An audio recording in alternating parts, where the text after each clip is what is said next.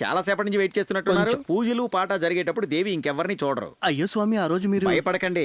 మిమ్మల్ని చూడడానికి దేవి అడ్డు చెప్పలేదు. గోపీకృష్ణ, ఆరతి, మీరు నాతో రండి. వెళ్ళండి వెళ్ళండి. రే, నాకు డౌట్ రా. ఏంటది? ఇక్కడేనా సెలబ్రిటీస్ అందరూ కన్య పూజ, నగ్న పూజ అంటూ రకరకాల పూజలు చేయించుకోవడానికి వస్తుంటారు? నగ్న పూజ? మూసుకుని అవతల పోరా. రే, విన్నట్టున్నారా? నమస్తే స్వామి. డౌట్ వచ్చింది స్వామి, డౌట్. అవును, ఇక్కడ కూర్చోండి. దేవి ఇప్పుడు వస్తారు.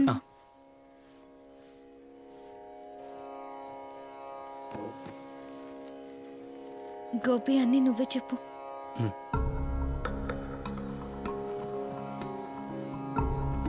కూర్చోండి. కొద్ది రోజుల క్రితం మేము ఇక్కడికి వచ్చాం, కానీ ఆ రోజు మిమ్మల్ని కలవడం కుదరలేదు.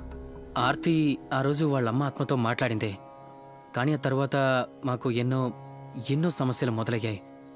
ఆర్తి నిన్న రాత్రి కూడా ఏదో ప్రేతాన్ని చూసి భయపడింది. ఆరతికి ఆత్మలన్నా స్పిరిచువాలిటీస్ అన్నా పెద్ద నమ్మకం లేదు కదా. నమ్మకం ఉన్నవాళ్ళు ఉన్నారు, నమ్మకం లేనివాళ్ళు ఉన్నారు, అందరూ ఉంటారు. కానీ రెండిటికి మధ్యలో ఉండకూడదు, అది చాలా ప్రమాదం. ఆరతి ఆ రోజు మాట్లాడింది వాళ్ళ అమ్మ ఆత్మతోనే. కానీ ఇప్పుడు ఆరతి భయపడుతున్న విషయాలకు మాత్రం వాళ్ళమ్మ ఆత్మ కారణం కాదు.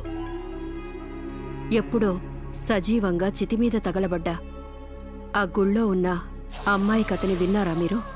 విన్నాం. ఆ గంగే ఇప్పుడు ఆత్మగా మారింది. ప్రతీకారం తీర్చుకోవడానికి యక్షిణి అయ్యింది. ఆకాశగంగ అని మీరంటున్నారు. మంత్రవాది విశ్వనాథం గారు ఆ యక్షిణిని ఆవహింపజేసి బంధించారని ఉన్నికృష్ణ గారు చెప్పారు. శక్తివంతురాలైన ఆ యక్షిణిని ఆరతి తల్లి శరీరాన్ని చితిమీద తగలపెట్టినా ఆమెని పూర్తిగా నాశనం చేయడం సాధ్యం కాలేదు.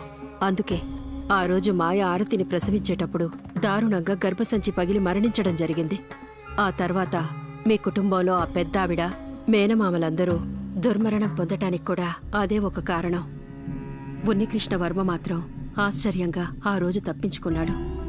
ఆ సంఘటన జరిగిన తర్వాత విశ్వనాథం గారు మహామంత్రాలతో మళ్లీ ఆ యక్షిణిని ఆవహించి భద్రకాళి గుళ్ళో స్థాపితం చేశారు.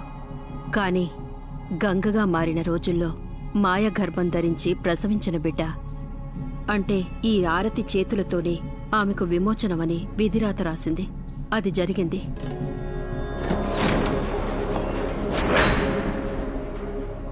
ఒకసారి గంగ బయటకొచ్చిందంటే ఆ గుడి చుట్టుపక్కలెవరికీ లౌకిక సుఖాలు దక్కకపోవడమే కాదు, చిన్న గడ్డిపోచను కూడా వదలకుండా ఆమె ప్రతీకారం తీర్చుకుంటుందని ఆ రోజు విశ్వనాథం గారు చెప్పారు.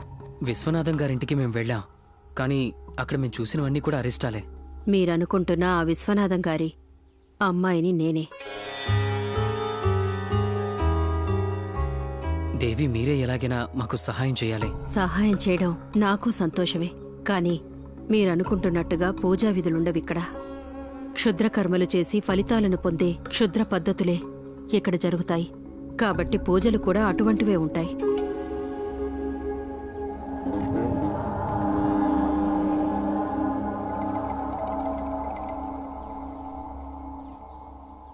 ఆ కర్మల్ని వెంటనే చెయ్యాలి. ఈ జులై 31కి ముందే. ఈ కర్కాటక రాశి అమావాస్య జులై 31న వస్తుంది. దానికన్నా ముందే పూజ జరగాలి.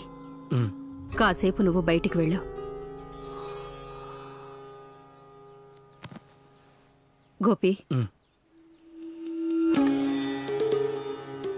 దీన్ని నీ దగ్గర పెట్టుకో.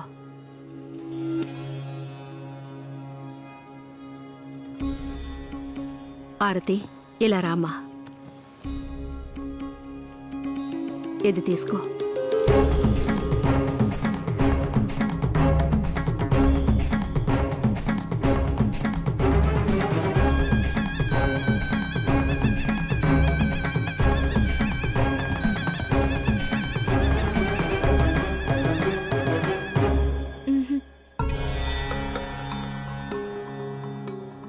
ఇది బంగారమేనారా? కాకపోతే మరేంటి, అది నిజంగా బంగారమే. సౌమినిదేవి అందరికీ ఇలా ఇవ్వదు. రే సర్లేరా, దగ్గర పెట్టుకోమని చెప్పింది కదా, ఎప్పుడైనా పనికొస్తుంది. ఇప్పుడు జరుగుతున్న వాటితో వీళ్ళ కనెక్షన్ ఉందంటావా? వాళ్ళే రమ్మలేదుగా, మనమే ఇక్కడికి వచ్చాంగా. ఏం చెప్పలేమురా. ఈ ఆశ్రమం మీద రైడ్ చేయించాలి నాన్నకు చెప్పి. ఆ? సౌమినిదేవి సంగతి చూడాలి. పోరా. రే అయినా సౌమినిదేవి మీద గౌరవం కొద్దే కదా మనం ఇక్కడికి వచ్చాం. అవునవును. ఆవిడ మీద గౌరవం ఎప్పుడు అలాగే ఉంటుంది. రే ఆర్తి వస్తుందిరా. ఆర్తి, ఆవిడ నీకేం చెప్పింది? నువ్వురా, అలా చెవట్లు పట్టాయేంటి? దేవి దులిపేసిందా? మీరందరూ పదండి వెళ్దాం. నువ్వు ఒక విషయం గమనించావా? ఉమ్, అక్కడ ఆ ముసలిది చెప్పిన డేటే ఇక్కడ ఈవిడ కూడా చెప్పింది. ఉమ్? నేను చనిపోయే డేట్ కదా. ఊరుకు ఆర్తి, నేనుండగా నిన్ను చావనిస్తానని చెప్పు. అంటే ముందు నువ్వే పోతావా ఏంటి? మరి పిచ్చోడా, మాట్లాడుకుంటా నడవరా.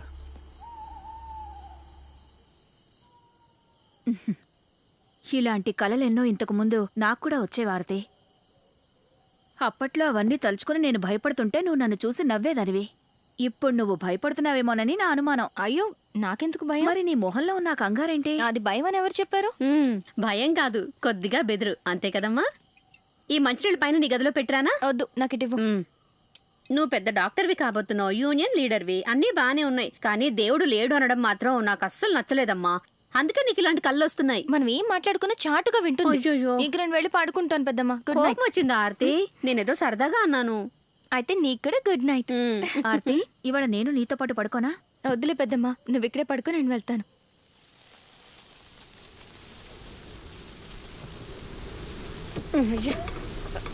ఉన్నట్టుండి గాలేంటి, వర్షం పడుతుందో ఏమో. వర్షం వస్తుందేమో. మంచి మట్టి వాసన.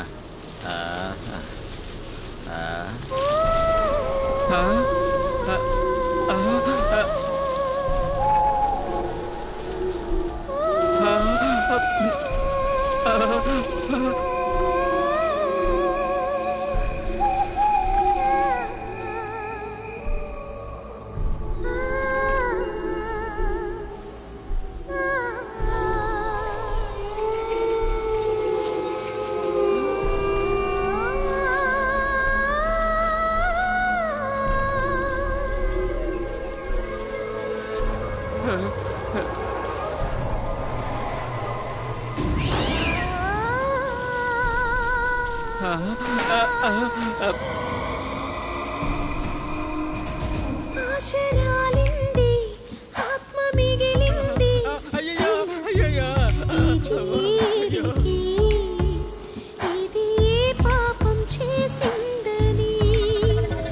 ఆశరాలింది, ఆత్మ మిగిలింది, ఈ జీవికి ఇది ఏ పాపం చేసిందని.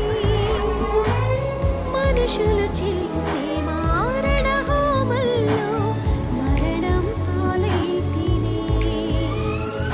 వదిలి పోలేను నేనున్న చోటుని. ఆరతి, నేనెవరో తెలుసా? నేనేనమ్మా గంగని. నువ్వు నాతో వస్తావా? రాకపోతే నేనే తీసుకెళ్తాను.